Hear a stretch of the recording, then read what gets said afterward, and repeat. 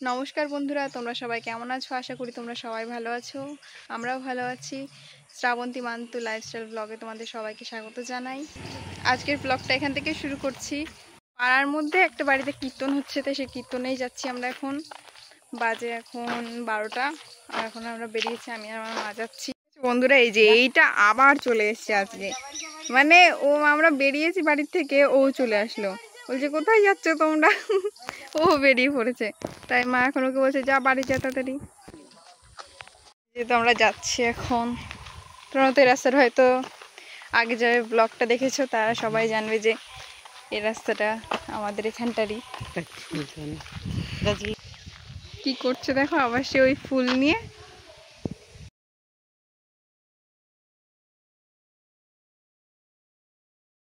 তো এখন যাচ্ছি রাস্তা দিয়ে, আমি আর মা হেঁটে হেঁটে। এইটা হচ্ছে আমাদের পাড়ার একটা দোকান। চলে এসেছি কীর্তন বাড়ির সামনে, আর এটা আমার একটা মামার বাড়ি। বাড়িটা হচ্ছে একটা মামার। এখন যাচ্ছি, আর এর সামনে যে ইয়েলো কালারের শাড়ি পরা যে মামিটাকে দেখছি, সেটা হচ্ছে আমার এই বাড়ির মামি। মামি চলে গেল এখান থেকে।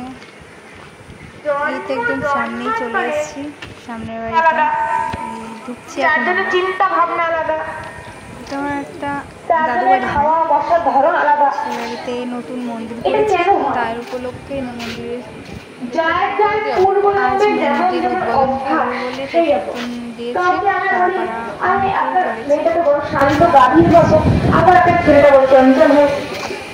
হতেই পারে পূর্ব এলো বানর ছিল আর রাধি ছিল।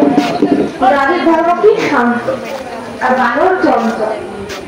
সবে সবে মানুষের ধর্ম পেয়েছে, সেই অভ্যাসটা রয়ে গেছে। এই যে আমরা কাজ করি, আমরা বলি মানুষ অভ্যাসের দাস। অনেকে অনেক অভ্যাস ত্যাগ করতে চায় কিন্তু পারে না। কি বলে, অভ্যাস হয়ে গিয়েছে, কি করবো। তো আমাদের আত্মা এই জেনে ধর্মের বৈশিষ্ট্য, এই যে অনেকে মনে করে সকালবেলা ঘুম থেকে উঠে ঠাকুরের রূপের মানে সৌন্দর্যকে দর্শন করেন, বিগ্রহকে দর্শন করেন, মাতা বসুমাতাকে প্রণাম করেন, বিভিন্ন নিয়ম কানুন পালন করেন, জপাতি করেন, ভগবানের পূজা পাঠ করেন, ভোজন করেন, সৎসঙ্গ করেন। আর এখানটায় দেখো আমার দাদু, মামি, ওই লাল ছেলেটা হচ্ছে মামি, সবাই রান্না করছে। এই বাড়িতে বলেছে রান্না করতে, একটু সহযোগিতা করতে। তার দাদু আর মামি রান্না করছে, সব কিছু রান্না হয়ে গেছে, এখন ভাত রান্না করছে দাদু।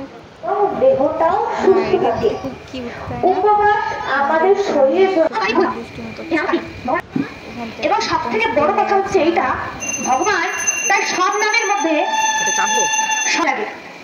সেই নামকে বেছে নিয়ে সেই নাম জাপ করো, তুমি কৃপা পাবে। ভগবান বলছে আমার থেকে আমার নাম বলো। এরকম এটা হতে পারতো, ভগবানের সেবা করে ভগবান যত তাড়াতাড়ি সন্তুষ্ট হয়, ভগবানের ভক্তের যে সেবা করে তার উপর বেশি কৃপা করে। আসিব যাইব চরণে সেবিব, হইব তব দাসেরও দাস। তোমার দাস, তোমার দাসেরও দাস। কিন্তু এই জ্ঞানটা কখন আসবে? যখন সৎসঙ্গ করবে, সাধু সঙ্গ করবে। এক রাজা ছিলেন আমাদের ভারতের রাজা, তার নাম ছিল রাজা কুলশেখর। তার মতন ভাগবত ভক্ত সত্যি করে দেখিনি। সে কেমন ভক্ত ছিল দেখুন, তার রাজ দরবারে একটা নিয়ম ছিল যে প্রতিদিন দরবারে আগে রামায়ণ পাঠ হবে, তারপরে রাজকর্ম হবে। এখন রাজা কুলশেখর প্রতিদিন রামায়ণের কোনো লীলা শ্রবণ করে এবং সেই লীলা থেকে কোনো শিক্ষা নিয়ে তারপর সে রাজ দরবারের কাজ শুরু করে। আর শুনতে শুনতে একদম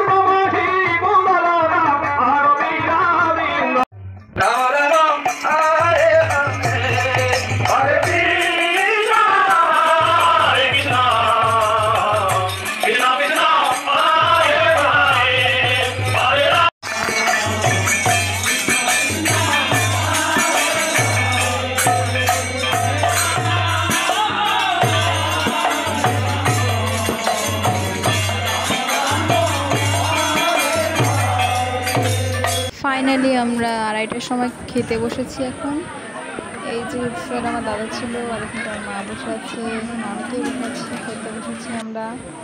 এই যে আমার পেট এখন ফাঁকা, প্রসাদ দিয়ে গেল।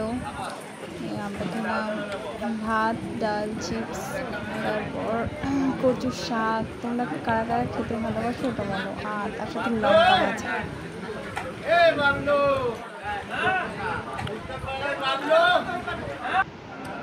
পরের তরকারি হলো আলু পটলের তরকারি, একটা ঘ্যাট ছিল, আর চাটনি, পাঁপড়, আর ছিল পায়েস। আমরা খেয়ে বাড়ি চলে এসেছিলাম। আমি বাড়ি চলে এসেছি, এখন পড়া আছে তাই পড়তে যাব। মা এখন আসছে, মা হেঁটে হেঁটে, আমি বাবার সাথে চলে এসেছি গাড়িতে। তো আজকের এইটুকুনিই থাকুক, দেখা হচ্ছে নেক্সট ভিডিওতে। টাটা।